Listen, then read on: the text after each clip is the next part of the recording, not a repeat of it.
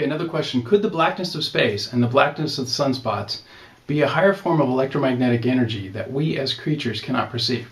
Now, clearly, if you look at the extreme UV image of a sunspot, it is giving off energy in frequencies that we cannot see. Yes, this is definitely true. And if you look at some of the studies of the cosmos that have been imaged with the higher gamma ray telescopes and stuff like that, there are gamma ray sources in the cosmos, in the blackness of space, that are not visible to us. And so there's this object, it's not visible, it's emanating a frequency of light that we can't see. Yes, this is something that is a feature in our reality.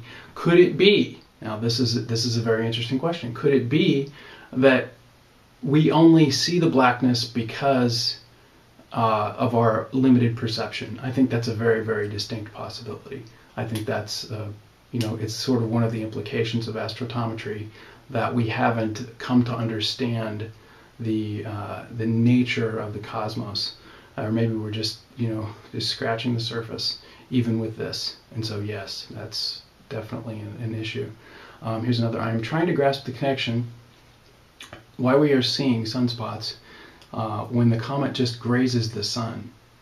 Is it that we are seeing the time-space shadow that is caused by the disturbance that the comet creates in our reality, translated through the activity of the sun? Yes, that's the reason. Since it's the Earth that's being translated through the astrotome, it's the disturbance of the Earth's translation that causes the appearance of the sunspot on the sun.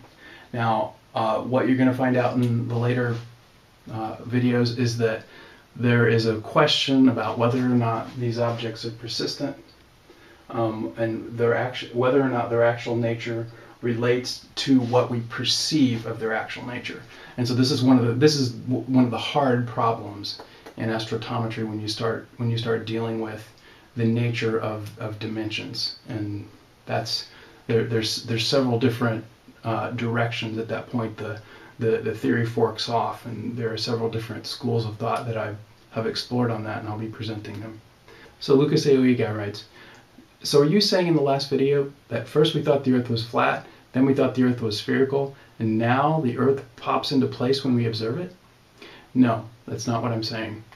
I'm saying that the physical material that we perceive as the Earth is part of a waveform, and that we are within that waveform. In other words, the Earth itself is being translated. If you think of the bigger picture, I'll try to go ahead and draw it. This is going to be a very, very crude attempt. This is a very difficult thing to understand. So if you have, I'm going to do it in black. So let's say this is the sun, and this is the Earth. And the concept is that the Earth is being translated through the sun. In other words, there's light, there's an electromagnetic field, an interplanetary electromagnetic field that moves all around, that we have observed, that exists between the sun and the Earth. Now, the theory is that there are all these other magnetic fields that come in also from all of the stars that exist around the Earth. And so what astrotometry is proposing is that the universe is actually hypersymmetric. The cosmos is actually hypersymmetric. And that there might be another sun just like this over here. And that sun might have an electromagnetic reaction with our sun.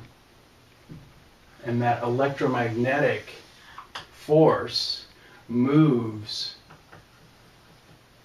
the Earth, the entire Earth, through hypertime. This is a crude drawing, this is a crude analysis, but these suns are spread out throughout the cosmos, just like we see in our observations. And we are not those suns. Those suns are the movement of the Earth. In other words, that light is what we're moving through. That's not necessarily what we are. Those aren't necessarily our other times. those are the ways we get to our other times. That's the vector, the pathway that translates our physical matter through time.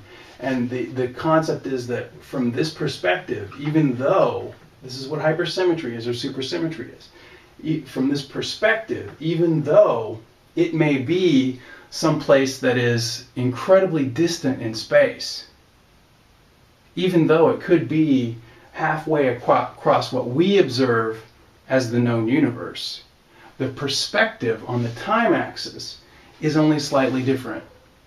And so you have this relationship about the nature of the universe. It's fractal or supersymmetric, that when the Earth is translated across hypertime, that what we perceive is the rotation of the Earth on its axis and the precession of the Earth around the Sun, the orbit of the Earth around the Sun.